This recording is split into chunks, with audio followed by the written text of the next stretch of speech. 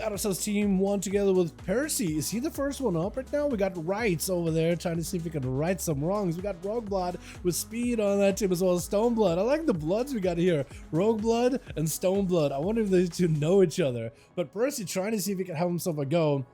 As a Night Elf, oh, I like it. That looks so good. Shadow Fury onto Dia, but he got himself to reflect together with Succubus. Actually, Fear. Succubus C onto Dia as the chaos bolts are going to flung in his face. It's going to go for Succubus C of his own. Fear, I don't really... Actually, no. Fear is a Succubus instead. Interesting. Dropping down Infernal. Percy gonna back up out of there. Could go for Infernal of his own. Could be a good spot. Mortal for Mortal right now as both Warlocks fear each other in every direction. Gonna be the Dark Lord joining in. Persefied better be very, very careful. He's not in a good spot. He's got an Infernal next to him. And does end up burning right through does end up focusing down the pet either way. Board for Dia, trying to see if he can back up out of there. Portals are left for Percy, not in a great spot. Does going for maybe a wall potentially. Got himself a Drain Lamp, but man, he got himself an Infernal. The Infernals are just coalescing on top of each other. They're not even fighting Dia. The man does not even reflect for this one. Might be in a bad spot, but doesn't it rip the soul out of Dia, releases some of the damage he's been able to do. But Dia got himself that conflagration or two ready to go. Man, just a little bit more firepower than the other Warlock. Stun onto Dia. Full Haunt is at the ready. Dia might be in a bad spot. Got himself a wall. May want to use something here.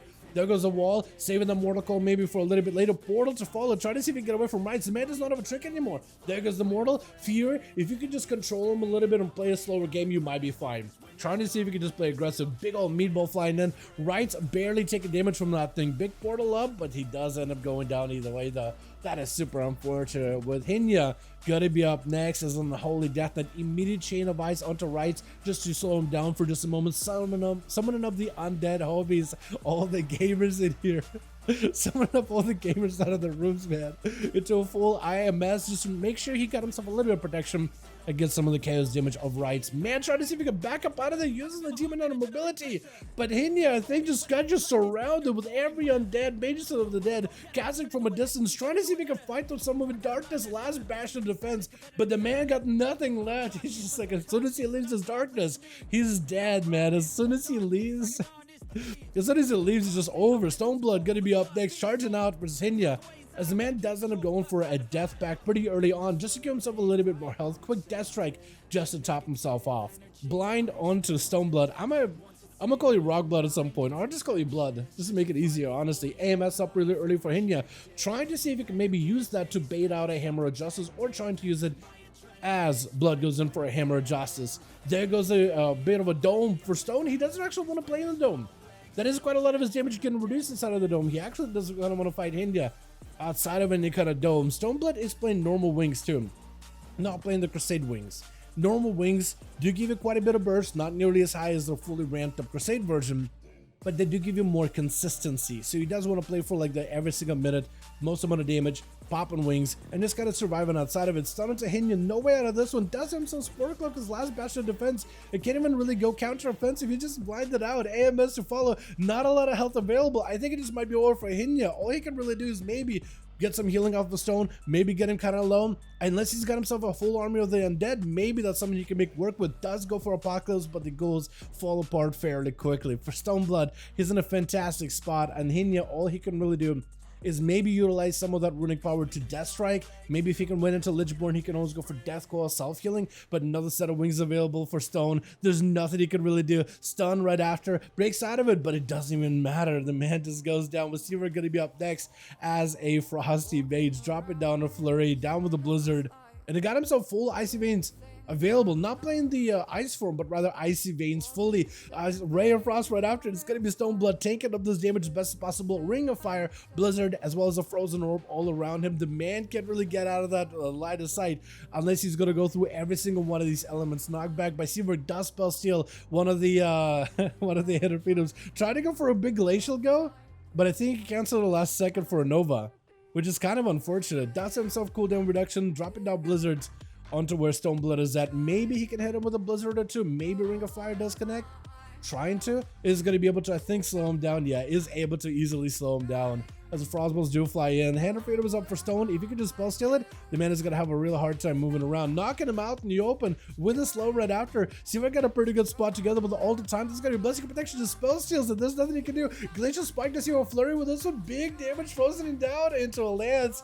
Taking about fairly quickly. Man still got 2 icebox in case he wants to use them. As Rock Blood is going to be up next from 1 blood into the next. Blink out of that stun. And Blood, all he could really do, I think, with those wings is go for range damage. He got to get aggressive with that range.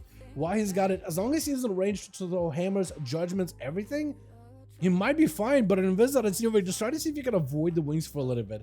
Ran in one direction, switching it up. Rock Blood does go behind a wall, but it's not like it's really going to help you. Against a mage, like a Frost Mage, just drop down a Frozen Orb behind the wall, Ring of Fire, couple of Blizzards, and you're just taking damage. You can't really hide against a mage.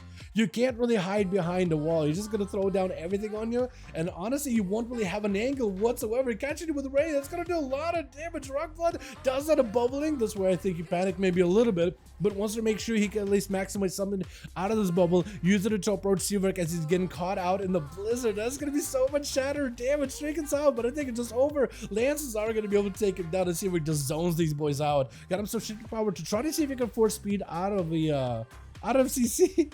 And does catch him with a poly. Man does go for a trinket. Get another poly knockback. Doesn't go nearly as far.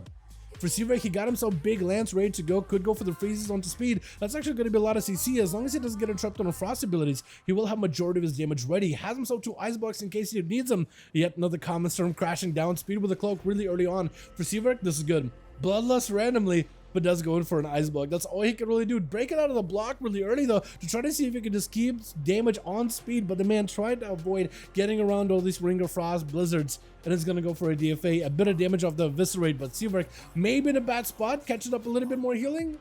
And a Polymorph is going to be up. Glacial, is that going to be enough to crack the Rogue's defenses? Quite a lot of damage though, dropping down Frozen Orb as well as a Ray of Frost. The man can't go anywhere. He's actually just permanent slowed. It's just over. Hold on a second. Oh no, wait a second. Is it over? Blizzards? Oh my. Is that 3 by Seaverk or is it 4? 3, right? 3. Alright. Okay. So Seaverk is Arcane, popping off. Seaverk is Frost, popping off. Do we just have Seaverk go fire? Like, there's, like, the chat is gonna be like, yo, Arcane is too good, man. Totally understandable. Then we're gonna have what? Frost Rage? Also kind of good, actually. A lot of CC. Is fire the weakest spec right now? Because, like, as long as they have combustion, it's hard to imagine that they're a weaker spec out of the 3. They're definitely gonna be good in 10 too, but man. I just have to have fire. That is the one that's easiest to counter. Let's get us something on the going, yeah?